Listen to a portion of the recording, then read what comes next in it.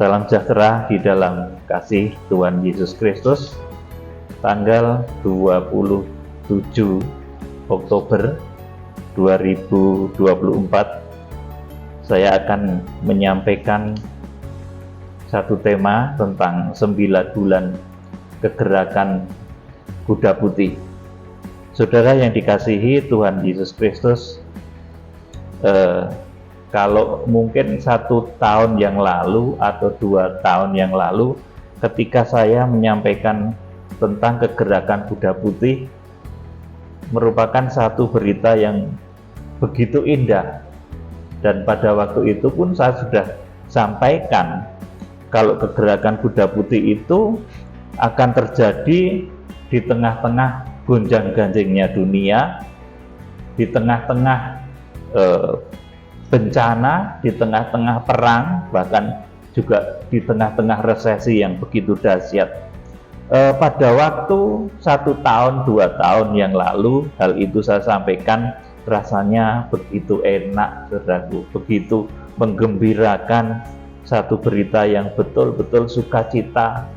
Ini merupakan arahan, merupakan panduan kekristenan akhir zaman, tetapi ketika ini harus kita jalankan, saudaraku, betapa terasa sangat pahit, ya saudaraku yang dikasihi Tuhan.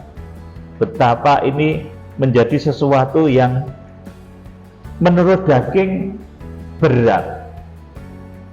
Coba bayangkan, saudaraku, di tengah-tengah konflik yang sedemikian panas di Timur Tengah, di Israel dan sekitarnya, kita oleh Roh Kudus, ini bukan saya mengikuti khotbah-khotbah menurut trending topik, saudaraku, tetapi ini sudah khotbah-khotbah yang saya canangkan sejak beberapa tahun yang lalu, saudaraku, bahwa di tahun ini kita akan melaksanakan agenda penginjilan kepada Israel, membawa kembali api Pentakosta akhir zaman, api Injil itu kepada Israel.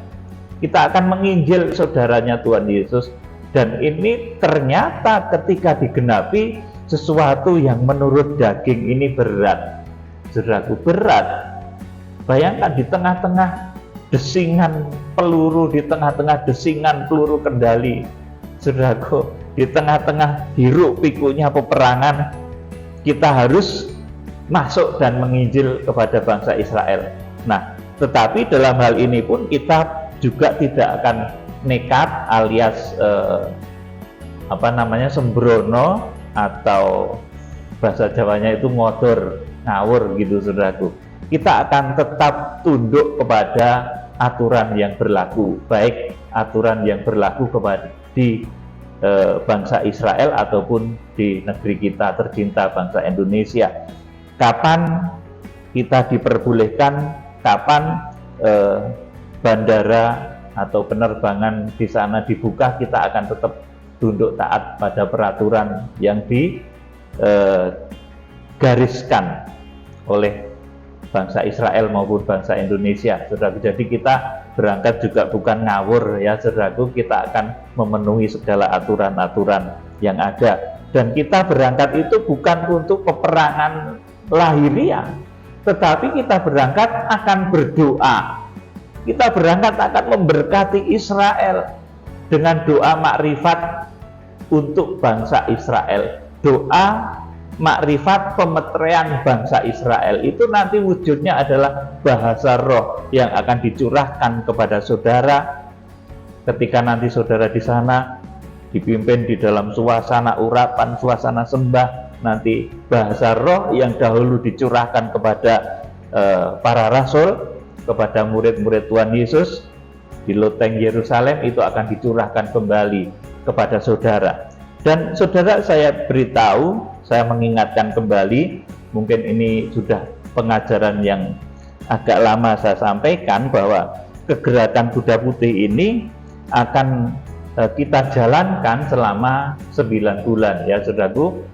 Jadi 9 bulan kita akan berusaha semaksimal mungkin bagaimana supaya bangsa Israel itu sesuai dengan kuota yang ditetapkan oleh Tuhan, di mana saat ini orang yang percaya di bangsa Israel itu sekitar 70 atau 80 ribu, sementara yang ditetapkan oleh Alkitab yang merupakan tanda dekatnya kedatangan Tuhan itu adalah 144 ribu dari suku keturunan Israel itu dimeteraikan. Saat ini sudah ada 70 ribu ya saudaraku. Jadi nanti di dalam 9 bulan ini kita berdoa, kita melaksanakan peperangan spiritual.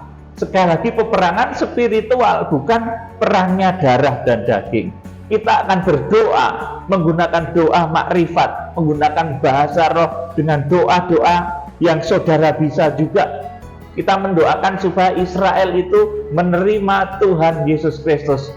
Ya saudaraku, saya sukacita kalau Perdana Menteri Benjamin Netanyahu itu dekat hubungannya dengan orang-orang Kristen. Bahkan dia mengucapkan terima kasih atas support dari saudara-saudara Kristen di seluruh penjuru bumi.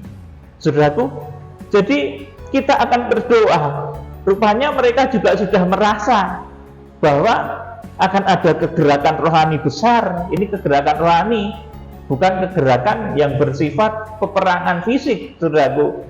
Kita ke Israel itu ya, saudaraku, kalau yang saya mau sebetulnya pada tahun-tahun yang lalu, itu kita ke sana juga dalam kondisi yang enak-enak begitu, saudaraku. Kondisi yang tanpa ada peperangan, kondisi Israel sedang nyaman-nyaman, kita bisa sambil mungkin jalan-jalan. Ternyata Roh Kudus tidak menginginkan seperti itu.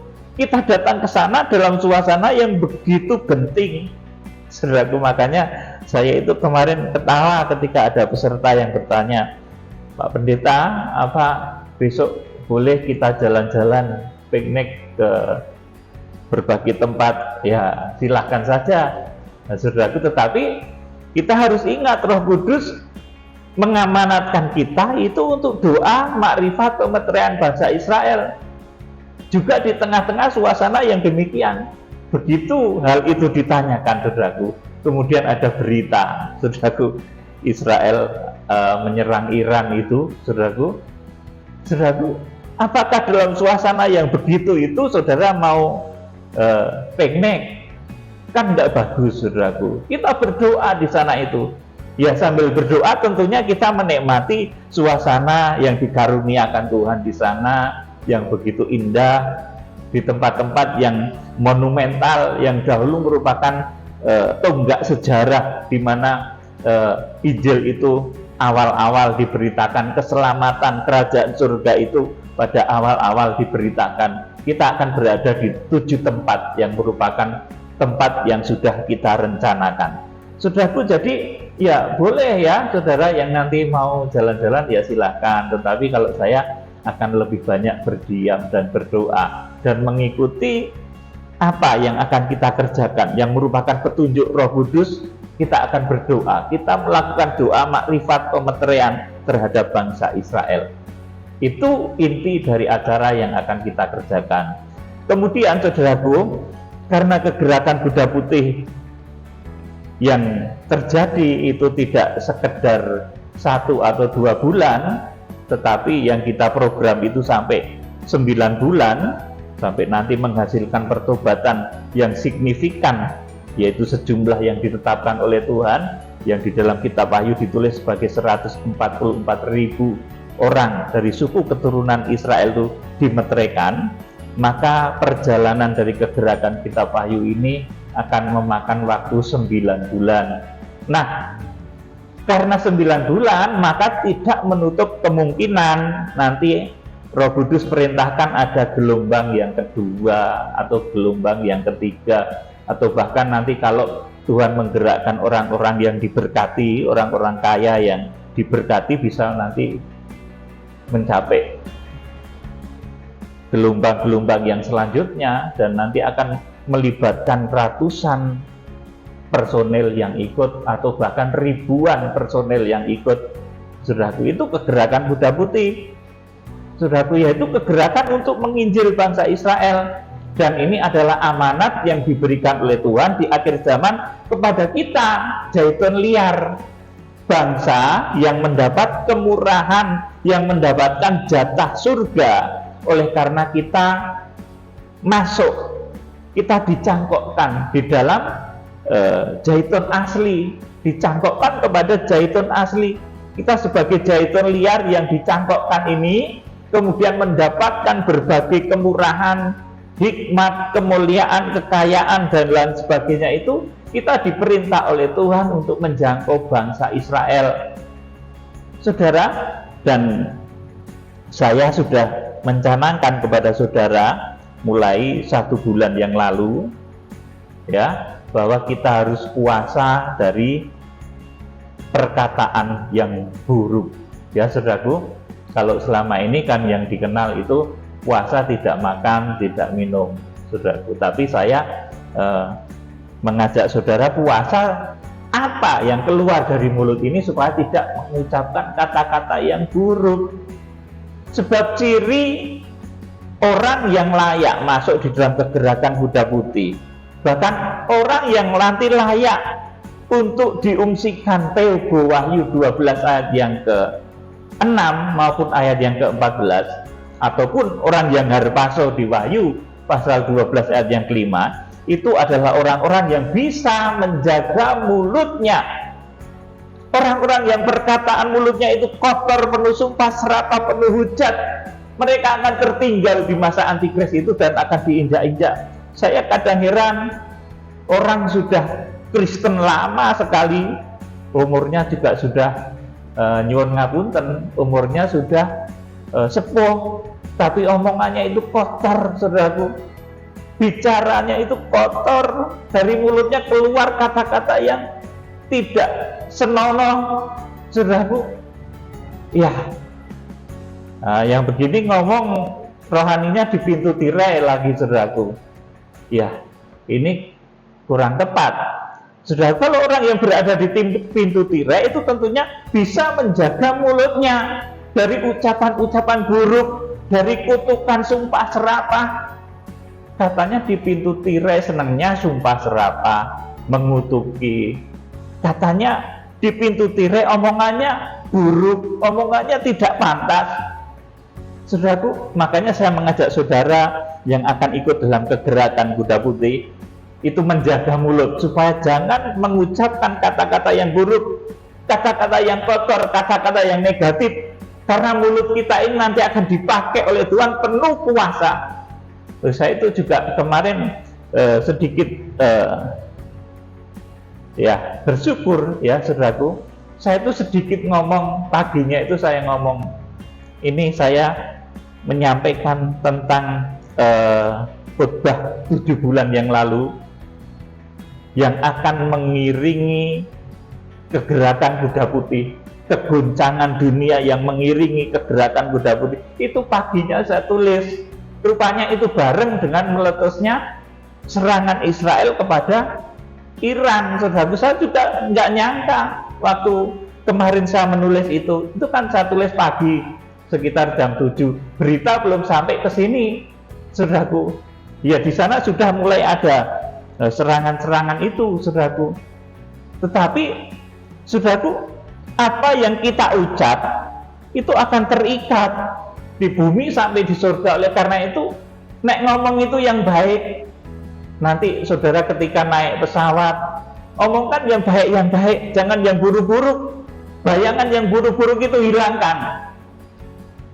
Omongan yang negatif tentang pesawat hilangkan, saudaraku. Kita ngomong yang positif, ngomong yang benar, kita ngomong yang penuh sukacita, ngomong yang penuh kemenangan.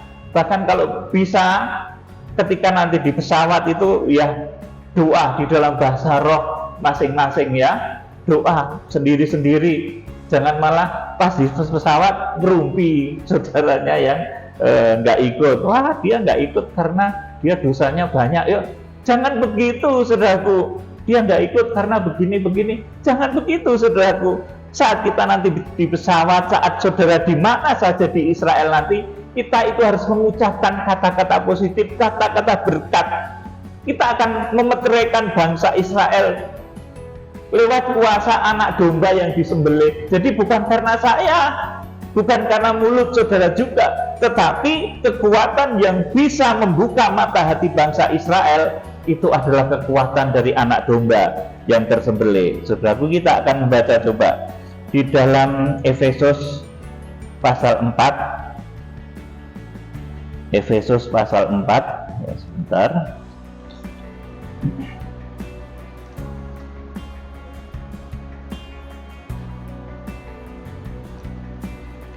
Efesus pasal 4 ayat 29 sampai 32. Coba dibaca. Janganlah ada perkataan kotor keluar dari mulutmu, tetapi pakailah perkataan yang baik untuk membangun di mana perlu, supaya mereka yang mendengarnya beroleh kasih karunia. Amin. Jadi janganlah ada perkataan keluar dari mulutmu, wahai saudara-saudara yang nanti akan ikut ke Israel. Saudara, kita berdoa ya, meskipun ada gejolak di sana, nanti penerbangan di sana tetap dibuka. Dan kalaupun mungkin ada kebijakan lain, mungkin akan ada pergeseran jadwal saja, tetapi kita tetap akan berangkat. Saudaraku yang dikasihi Tuhan Yesus Kristus, tapi kita tetap berdoa supaya akses ke sana tetap terbuka pada saat itu, pada saat yang sudah dijadwalkan, yaitu tanggal 12 sampai dengan 19 November 2024. Jadi kepada saudara yang ikut ataupun saudara yang di rumah, hendaknya saudara itu menjaga mulutmu. Jangan ada perkataan kotor keluar dari mulutmu. Ngomong elek itu jangan, apalagi saudara umurnya sudah tua mungkin ya, sudah sepuh, itu mbok ya jaga mulut, omongan-omongan jelek itu dikurangi. Yang senengannya ngutuk, kamu kalau nggak ikut aku nanti celaka loh, kamu kalau nggak ikut aku nanti berbahaya loh. Saudaraku, itu gaya lama, saudaraku, yang bisa dikemas pula, saudaraku, di dalam kata-kata yang seolah-olah bagus. Oleh karena itu, saudaraku, di sini dikatakan jangan ada perkataan kotor keluar dari mulutmu, tetapi pakailah perkataan yang baik untuk membangun di mana perlu, supaya mereka yang mendengarnya beroleh kasih karunia. Terus, dan janganlah kamu mendukakan Roh Kudus Allah yang telah memeteraikan kamu menjelang hari penyelamatan. Amin. Jadi orang yang bisa menjaga mulut supaya tidak mengatakan perkataan-perkataan kotor, kata-kata yang tidak senonoh, omongan-omongan yang saru, saudaraku, itu pertanda orang yang dimeteraikan oleh Tuhan. Orang yang dimeteraikan oleh Roh Kudus, kita itu akan memeteraikan bangsa Israel, maka kita sendiri harus dimeteraikan. Dan tanda kalau saudara itu dimeteraikan oleh Tuhan, itu ucapan mulutmu itu jangan kotor. Dimanapun ucapan mulutmu itu harus mengucapkan hal-hal yang baik, positif dan benar dan kudus. Itulah karakter dari orang-orang yang akan ikut di dalam kegerakan Kuda Putih, memeteraikan bangsa Israel. Sebab orang yang dimeteraikan itu cirinya mulutnya itu sudah terjaga, perkataannya baik, perkataannya membangun, sehingga yang mendengar itu beroleh kasih karunia, bukan malah merasa terintimidasi. Saudaraku, jadi dengan perkataan-perkataan saudara itu supaya orang lain mendapatkan kekuatan, dia terbangun. Dan orang yang bisa mengatakan hal-hal positif, baik, benar, dan kudus itu merupakan tanda orang yang dimeteraikan oleh Roh Kudus, tanda orang yang tidak mendukakan Roh Kudus. Sementara orang-orang yang mulutnya itu kotor, itu orang yang mendukakan Roh Kudus. Dikatakan kalau di dalam kitab Wahyu, itu orang-orang yang menikam Tuhan untuk kedua kalinya, orang yang menyalibkan Kristus untuk kedua kalinya. Mereka nanti saat Tuhan datang, mereka akan meratap. Ya, di dalam kitab Wahyu itu ada beberapa bagian orang yang mendapati kedatangan Tuhan. Akan ada yang bisa berdiri, tetapi akan ada yang meratap. Saudaraku, kitab Wahyu pasal 1 ayat 1 sampai 7 itu dituliskan seperti itu. Saudaraku yang dikasih Tuhan, kita lanjutkan tadi ayat selanjutnya. Segala kepahitan, kegeraman, kemarahan, pertikaian, dan fitnah hendaklah dibuang dari antara kamu, demikian pula segala kejahatan. Tetapi hendaklah kamu ramah seorang terhadap yang lain, penuh kasih mesra dan saling mengampuni, sebagaimana Allah di dalam Kristus telah mengampuni kamu. Dia orang yang layak masuk di dalam kegerakan itu orang yang rela saling mengampuni, saling memaafkan. Aku ngerti dosamu, tapi aku memaafkan. Saudara, kalau kita itu saling ungkit dosa masing-masing, saudara tahu dosanya teman saudara itu ngerti. Teman saudara juga ngerti dosa-dosa saudara. Makanya orang yang layak diperdamaikan itu adalah orang yang saling mengampuni. Meskipun aku ngerti dosamu, akeh dosamu itu. Meskipun kita tahu dosanya seseorang, kita jangan ungkit-ungkit, kita jangan memperkatakan perkataan yang buruk, kita harus saling memaafkan. Nah, kalau dihitung kita semua itu punya dosa, saudaraku. Tetapi oleh kemurahan Kristus, dosa kita itu, saudaraku, sudah diperdamaikan oleh darah Kristus. Jadi jangan diungkit lagi, ya saudaraku. Kita akan maju sebagai pemenang. Kita akan maju, melaju di dalam kegerakan kuda putih. Kita maju sebagai pemenang. Kita menang atas kuasa jahat. Kita bisa mengendalikan lidah kita. Kita dimeteraikan oleh Roh Kudus. Kita tidak mendukakan Roh Kudus. Karena kita dimeteraikan oleh Roh Kudus, kita dipakai oleh Tuhan untuk memeteraikan bangsa Israel dalam kegerakan kuda putih. Saudara yang dikasihi Tuhan Yesus Kristus, kita akan membaca Wahyu pasal 6 ayat 1 dan selanjutnya. Wahyu pasal 6, ya, Wahyu pasal 6 ayat 1 dan selanjutnya dibaca. Keenam meterai pertama dibuka. Maka aku melihat anak domba itu membuka yang pertama dari ketujuh meterai itu, dan aku mendengar yang pertama dari keempat makhluk itu berkata dengan suara bagaikan bunyi guru, "Mari." Dan aku melihat sesungguhnya ada seekor kuda putih, dan orang yang menungganginya memegang sebuah panah, dan kepadanya dikaruniakan sebuah mahkota. Lalu ia maju sebagai pemenang untuk merebut kemenangan. Amin. Inilah kegerakan kuda putih yang tujuannya untuk menjangkau sisa-sisa Israel. Karena Rasul Paulus di dalam Roma 11 itu katakan, aku masih menyisakan satu sisa untuk akhir zaman ini, supaya sisa itu dimenangkan untuk Kristus. Memang tidak kesemuanya ya, ini sisa di Israel, dan jumlahnya kalau secara hurfiah 144.000 dari suku keturunan Israel itu nanti akan kita menangkan di dalam kegerakan kita ini. Saudaraku, jadi ada 9 bulan ya program kita. Kita harus menangkap momentum ini. Jadi selama 9 bulan ini memungkinkan nanti akan ada gelombang selanjutnya. Gelombang kedua, mungkin karena gelombang pertama ini nanti disertai dengan kuasa Tuhan yang dahsyat. Gelombang kedua nanti akan mengundang, saudaraku, akan membawa orang-orang yang diberkati, para konglomerat, para pejabat. Saudaraku, nanti mereka akan memiliki finansial yang lebih bagus, yang nanti akan mengikuti kegerakan ini, saudaraku. Jadi nanti sampai dengan kira-kira bulan Agustus tahun 2025, kegerakan kuda putih ini kita jalankan. Ya, 9 bulan. Dan memungkinkan akan ada beberapa gelombang. Jadi persiapkan diri, saudara-saudara yang saat ini belum bisa bergabung, nanti untuk gelombang selanjutnya kiranya bisa masuk dan bergabung ya. Saudaraku yang dikasihi Tuhan, jadi kegerakan kuda putih itu adalah kegerakan menjangkau kembali bangsa Israel sesuai yang diamanatkan oleh Rasul Paulus di dalam Roma pasal 11 ayat 25 sampai 31. Tuhan itu mencangkokkan kita di dalam zaitun asli, dan karena kita dicangkokkan kepada Kristus, kita mendapatkan kehebatan 7 perkara, kuasa, hikmat, kekayaan, hormat, kemuliaan, seperti ditulis dalam Wahyu pasal 5 ayat 12 itu.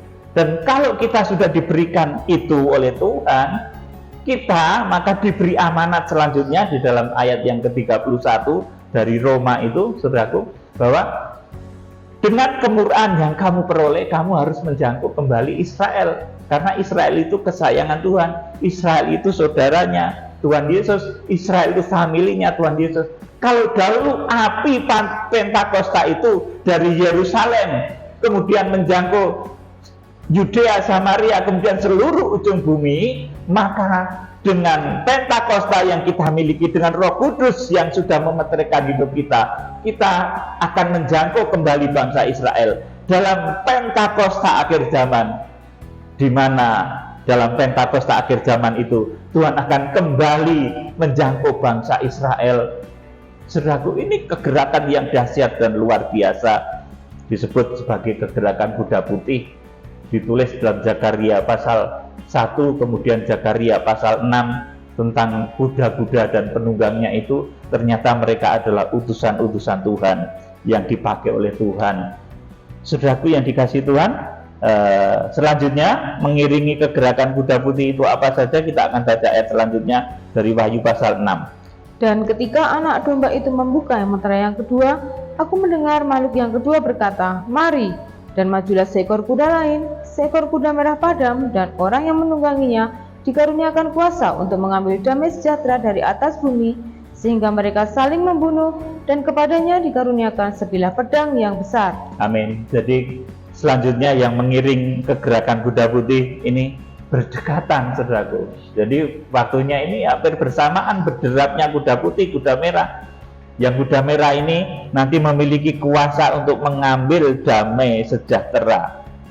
Majulah seekor kuda lain, seekor kuda merah padam, dan orang yang menungganginya dikaruniakan kuasa untuk mengambil damai sejahtera dari atas bumi, sehingga mereka saling membunuh. Saudara, saya itu juga kadang heran ya, saudaraku. Mendadak ada krisis antara Korea Utara dan Korea Selatan.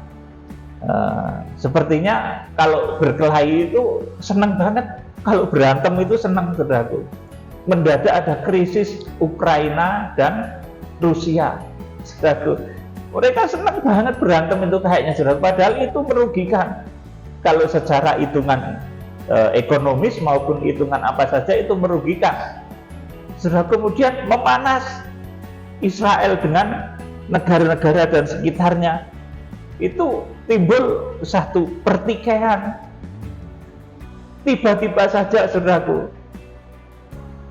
ini yang baru-baru terjadi, mana itu? Turki, itu ada konflik dengan Kurdi yang bermarkas di Irak, ya saudaraku. Jadi negara-negara itu tiba-tiba pengen gelut, saudaraku. Damai sejahtera seolah-olah hilang. Jadi ini kuasa dari penunggang kuda merah. Ini orangnya sudah ada juga, penunggang kuda merah ini, saudaraku. Saudara yang dikasihi Tuhan Yesus Kristus, seperti yang sudah saya sampaikan beberapa saat yang lalu, menjadi penunggang kuda merah ini hamba Tuhan dari Eropa, ya saudaraku. Kemudian selanjutnya ayat yang kelima. Dan ketika anak domba itu membuka meterai yang ketiga, aku mendengar makhluk yang ketiga berkata, "Mari!" Dan aku melihat sesungguhnya ada seekor kuda hitam, dan orang yang menungganginya memegang sebuah timbangan di tangannya. Dan aku mendengar seperti ada suara di tengah-tengah keempat makhluk itu berkata, "Secupak gandum sedinar dan 3 cupak jelai sedinar. Tetapi janganlah rusakkan minyak dan anggur itu." Amin. Jadi mengiringi kegerakan kuda putih itu juga akan ada resesi dunia yang sangat berat. Dan ini yang melaksanakan nanti hamba Tuhan dari Cina, penunggang kuda hitam. Ini dari Sinim kalau di dalam bahasa kitab Nabi Yesaya. Saudara, dilanjut ayat selanjutnya. Dan ketika anak domba itu membuka meterai yang keempat, aku mendengar suara makhluk yang keempat berkata, "Mari!" Dan aku melihat sesungguhnya ada seekor kuda hijau kuning, dan orang yang menungganginya bernama Maut, dan kerajaan Maut mengikutinya. Dan kepada mereka diberikan kuasa atas seperempat dari bumi untuk membunuh dengan pedang, dan dengan kelaparan, dan sampar, dan dengan binatang-binatang buas yang di bumi. Amin. Jadi ini ada perang besar juga, ya saudaraku, yang mengiringi kegerakan kuda putih. Dan ini memakan korban 1/4 dari wilayah bumi.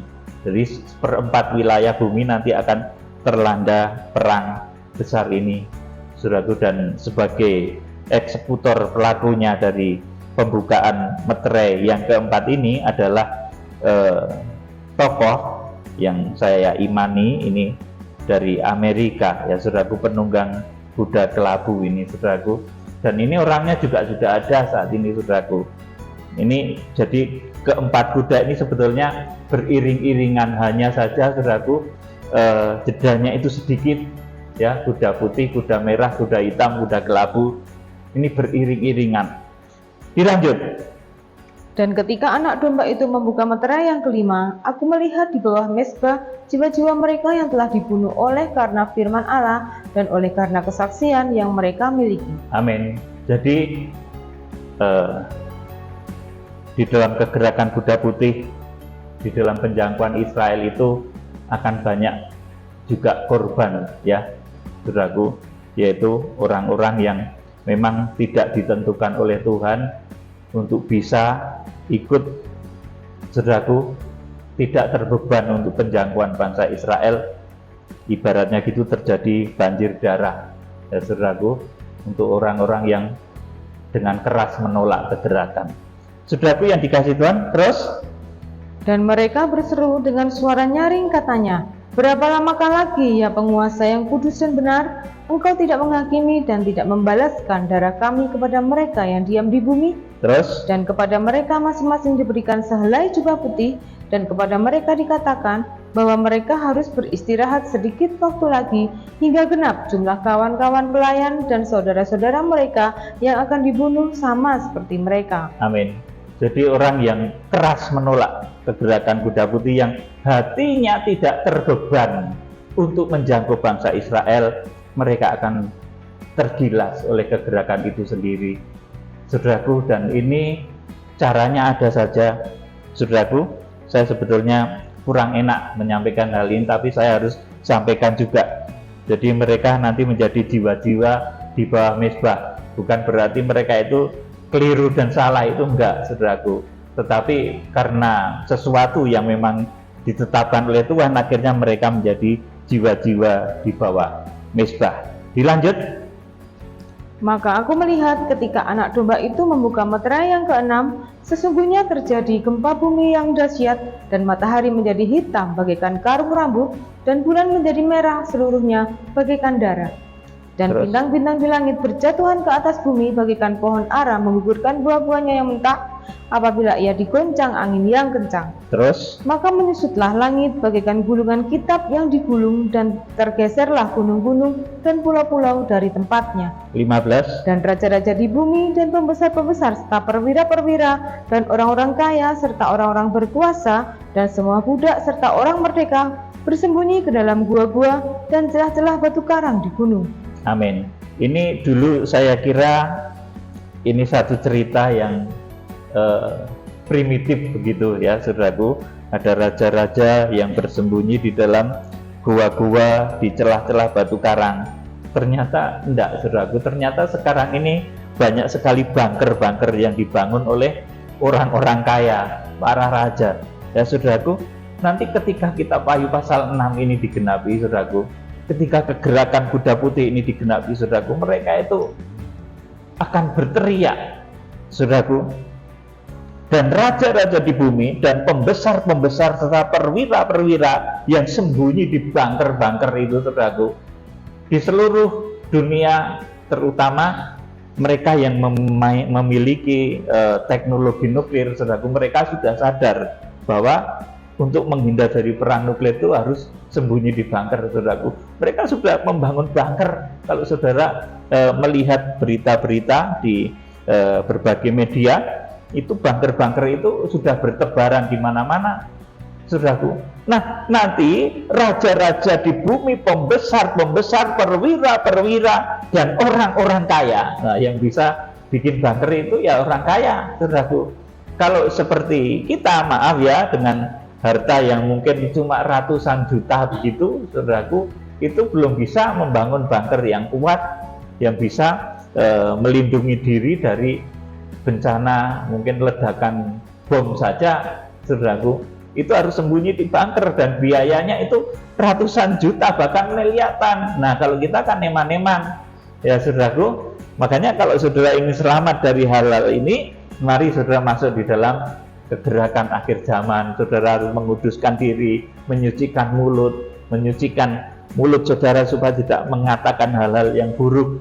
Nanti dengan kuasa Tuhan saudara itu akan dilindungi. Tuhan itu bisa saja melindungi saudara dengan caranya yang begitu dahsyat dan luar biasa. Ayat yang ke-16, Dan mereka berkata kepada gunung-gunung dan kepada batu-batu karang itu, runtuhlah menimpa kami dan sembunyikanlah kami terhadap Dia yang duduk di atas tahta dan terhadap murka anak domba itu. 17. Sebab sudah tiba hari besar murka mereka, dan siapakah yang dapat bertahan? Iya, jadi ini yang mengiringi kegerakan Buddha Putih itu ternyata kegoncangan dunia yang begitu dahsyat dan luar biasa. Dan supaya saudara bisa menang mengatasi bencana-bencana akhir zaman yang berwujud bencana alam, tsunami, megatrust dan lain sebagainya, kemudian juga peperangan-peperangan, saudara harus menjaga mulut saudara. Saya ingatkan sekali lagi, jaga mulut saudara dari ucapan-ucapan buruk. Sebab orang yang mulutnya mengucapkan perkataan suci, baik, benar, dan kudus, itu mereka akan dikatakan dimeteraikan oleh Roh Kudus, baik dari bangsa Jaitun liar, dari Goyim maupun dari bangsa Israel. Orang-orang yang bisa menjaga mulutnya dengan baik, itulah orang-orang yang akan diselamatkan oleh Tuhan dari berbagai macam bencana di akhir zaman. Ya, akhirnya saya pesankan supaya kita selalu puasa, bukan puasa tentang yang masuk ke mulut kita.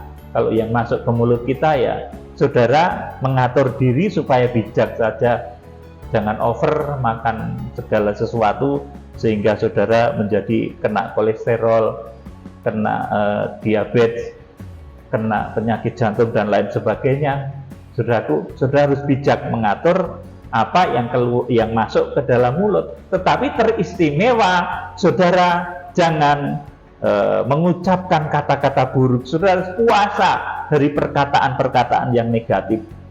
Saudara, kalau zaman dulu itu ada orang-orang sakti zaman dulu itu ada topo bisu ya saudaraku, tapi saya tidak merekomendasikan saudara supaya topo bisu kemudian saudara meneng sama setiap orang meneng saudaraku, enggak begitu juga saudaraku. Ada lagi poso melek ya saudaraku, ya melek itu bagus ya saudaraku. Ada lagi merawat ya saudaraku, ya itu bagus saudaraku, ada baiknya juga. Nah, ya melek itu ada batasannya juga karena menyesuaikan dengan pola kerja di dalam sistem pencernaan, sistem tubuh kita ini memerlukan satu koordinasi yang bagus ya saudaraku. Jadi yang saya anjurkan kepada saudara supaya saudara tempuh adalah puasa dari perkataan-perkataan buruk, dari perkataan dusta, dari hujatan, dari caci maki, dari kata-kata kotor. Itu susah, dan yang bisa melakukannya adalah orang-orang yang akan memperoleh kemenangan. Kiranya Tuhan Yesus Kristus memberkati.